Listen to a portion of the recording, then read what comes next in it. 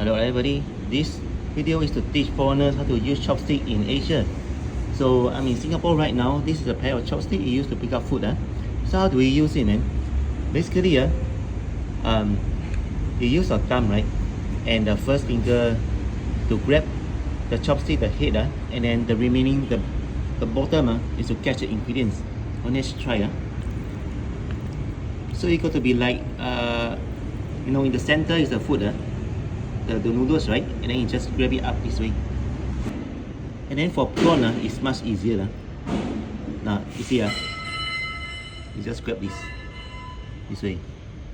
Now open, right? And then you close. And then for the small one, maybe the egg also can. Wait, I open first. And then you use your thumb and your first finger to apply downward pressure this way. Look at this. Open more thumb. Okay. Smaller the item, the more difficult. And then sometimes the noodles like this case is slippery, but still possible. If you want to just get one noodle, right? It also can. Remember the technique here. Now open, right? And I think it's best if you like crisscross a bit. It makes to pick up easier. So this way. Right, if you enjoyed the video, remember like, share and subscribe so more people can find you. Thanks very much and see you guys again in the next video. Bye bye.